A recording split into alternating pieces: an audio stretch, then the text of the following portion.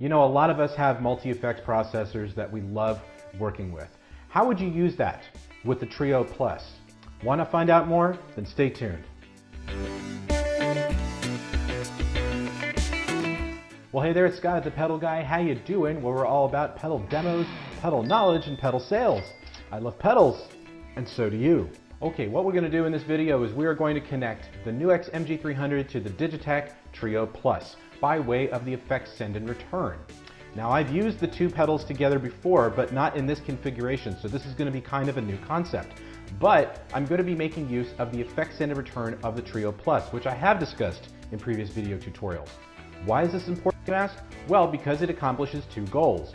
One, to keep a clean guitar signal to teach a bass part to the Trio Plus, and two, to use all of the effects in the amps of the NUX MG300 with the looper portion of the Trio Plus. It's a very easy concept to grasp, but you do have to practice with it a little bit. So, without further ado, let's get to it. All right, we're looking down here at the Trio Plus and the MG300. And what we're going to be doing is we're going to be sending and receiving signal to and from the MG300 by making use of the effects send and return up here in the upper left and right corners of the Trio Plus. It's a very simple concept, but essentially what we are going to do is we're going to make use of the input and output of the MG300 to send and receive signal from the Trio Plus through the effects loop, okay? So, very simple to do. What we're going to be doing here in this case is we're going to be making use of the return.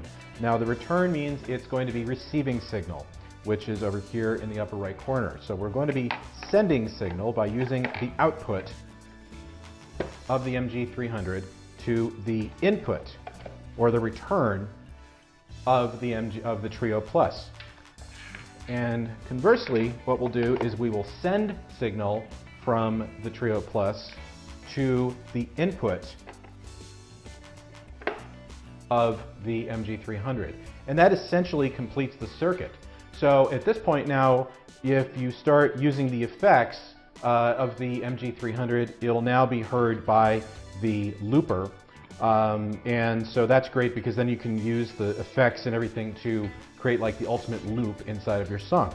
However, if you want to start teaching a part to the Trio Plus, that's where you need to start using the guitar input, which is right here on the Trio Plus. This is the control input for the FS3X, the foot switch, and this is the input for the guitar. So what we're going to do here is simply plug the guitar in, and at this point now we have completed the circuit as far as all of that goes. But there is one last thing that we do need to cover, so let's do that now. Now, before we get started with playing with the Trio Plus and the MG300, let's talk about outputs. In this case, what I'm going to do is I'm going to take the stereo output of the Trio Plus and route that to my mixer. And the reason I'm doing that is so that I can hear a stereo mix of the drums, because I kind of prefer for it to go that way. Now, this isn't exactly the way you need to do it for everything, but in this case, that's how I'm going to use it. But I am going to cover the mixer and the amp output in a few minutes here, just to kind of give you an alternative idea.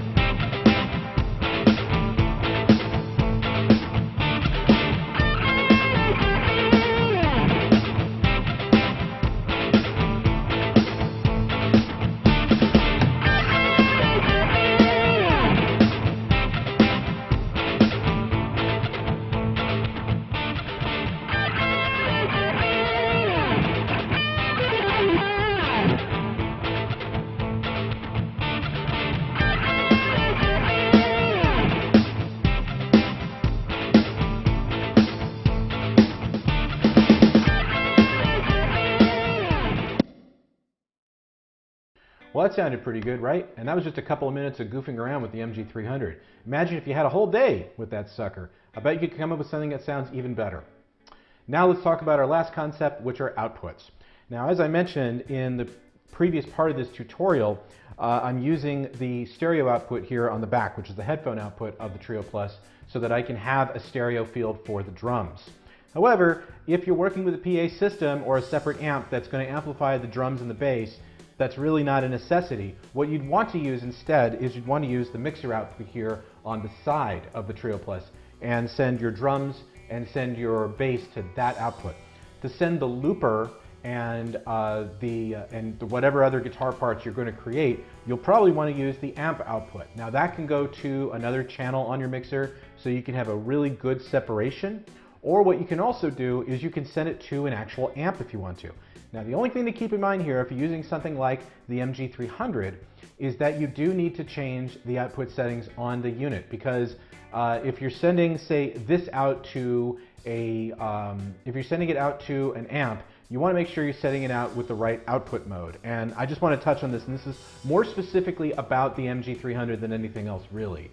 But I did cover this in a previous video tutorial on the MG300, but this has different types of output modes, which is a little hard to see here with the camera, but you have Studio Direct, you have Combo Front, Stack Front, Combo Rear, and Stack Rear. So what that means is that you can go from the MG300 to the front of your amplifier or to the back by way of the effects return in the back. Now either of those would work fine. You might consider doing that instead of going with the Studio Direct, because it might sound a little muddy. So if you want to break through in the mix, that might be something to consider. However, that's a bit more of a in the weeds sort of concept, but something I think you should take note of for sure. Well, anyway, that brings us to the end of this video. I hope you found this useful. And if you have any further questions, use the comment section below and I'll get back to you when I can. Thanks. Well, thanks for stopping by. I hope you enjoyed this video. If you have any further questions, be sure to visit us at thepedalguide.com. But in the meantime, follow us on Facebook, follow us on Instagram, and also be sure to subscribe to our YouTube channel for weekly videos and tutorials. Thanks for stopping by here at thepedalguide.com, where I love pedals and so do you.